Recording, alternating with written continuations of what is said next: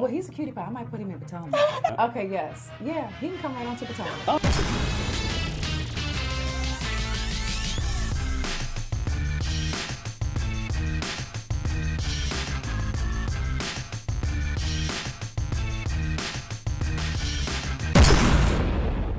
Yo, we got some things to talk about today.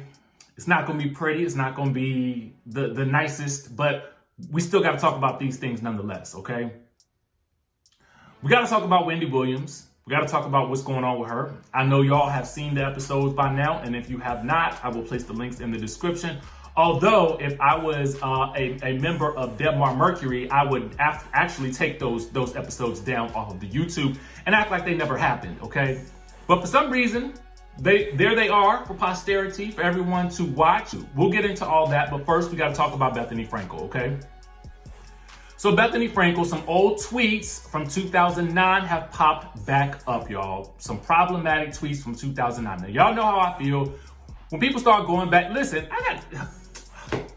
was Twitter just the wild, wild west back in the day? I remember when Twitter first started and I would get on the Twitter and I would, I thought it was fun following people, hearing what they had to say. Then I kind of realized somewhere along the way, I don't really want to know some of these celebrities' thoughts. I don't.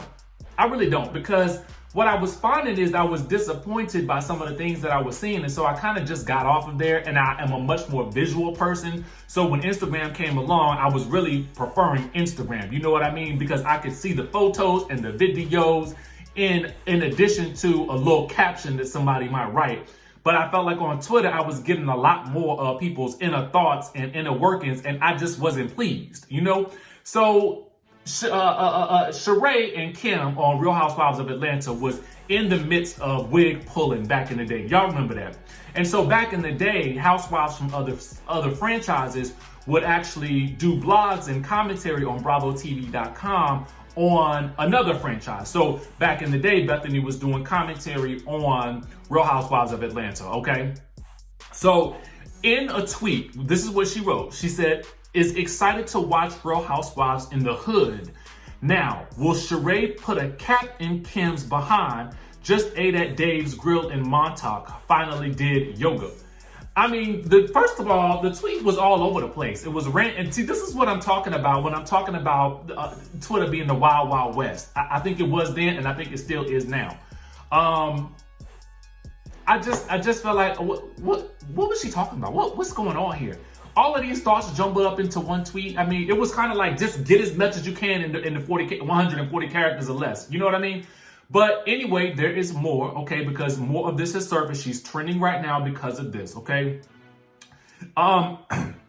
She blogs about the Real Housewives of Atlanta. She says Sheree is a narcissist. Here's what she had to say. She says, "Truthfully, I thought the girls in Dwight, the wax figure / token gay, were playing it up for the cameras. I thought that Sheree went from straight hood to straight ghetto while pulling at Kim's wig in the street. She then clarified to Boo that her locks were in fact a weave versus a wig, as if that were some sort of street cred. Wendy Williams has a wig, so in my book, a wig trumps a weave. Incidentally, I thought Kim's wig was looking better this week. I digress. I know there must be something wrong in the universe, for Mercury is in retrograde when Nene is the quiet one and Sheree makes Kim look classy," okay?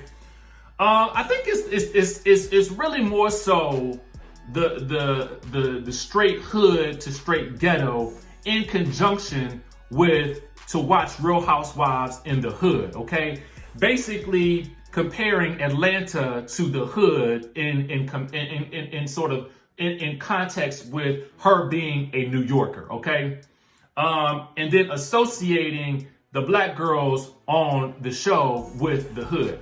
Not cool, and she needs to address it ASAPidly, because if you can come out and jump at and bark at Tyra Banks over her allegedly not wanting to have Real Housewives on Dancing with the Stars, then you, Missy, need to jump right on your podcast expeditiously and just be apologetic, okay? Because at this point in time, I just feel like, even though these were 2009, and y'all know how I feel about people going way back in the day with stuff, I kind of feel like, listen, I don't even know who I was in 2009. So I definitely don't know if she know who she was in 2009, because I think in 2009, she might have still been married to that man. Well, actually, she still is. To be quite clear. So I guess some things just don't change. But anyway, at the end of the day, what I'm trying to say is that I'm not going to hold people hostage to their past, but I do think that she needs to address this. That's just how I feel. It may be contradictory, but so what? That's how I feel. So everybody is talking about Wendy Williams and how she has appeared confused and just giggled and stuttered her way through Friday's show. It wasn't only just Friday, it was also a little bit of Thursday as well, okay? Now, in one part of the episode, Wendy says Hodel instead of Adele. She continued, Hodel, excuse me, Adele, Hodel, that's our girl Adele. She's hosting SNL tomorrow night.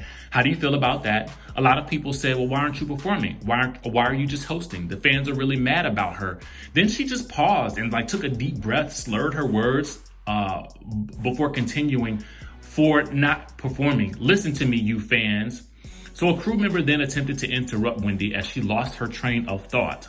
Again, okay? So in another moment, Wendy said that she would entertain Rick Ross while talking about his Miami home as she giggled and stuttered her way through the segment. And then she confusingly said, no, I will entertain in the calm down because I got my own situation and I'm good. Then she said, but and whoever after midnight. Then she laughed and told her crew in the audience, leave me alone, okay? All the way alone. Then she randomly said, I've got Air Max on. What do you have? So I'm guessing at that point she was talking to DJ Sus one. And then she's like, I like the shoe cam music. To me, we need to use. Then she began dancing in her chair and awkwardly rubbing her knee. Then she called on Suzanne and just basically said, model, go, music, please. So later in the episode, she had a guest on there, Burruss Shimtov, and he was talking about Real Housewives of Orange County and Bronwyn Wyndham Burke opening up about her alcoholism on the season premiere.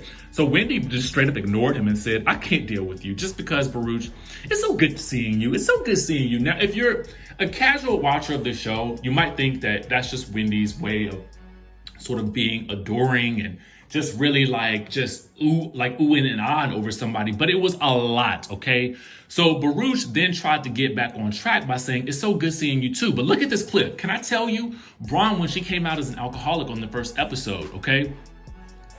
So he was just basically trying to get through the segment, I think, for her. And she just kept saying, oh, well, I have a hard time, following this. And so fans are really up in arms, and people are asking if the show is a hot mess.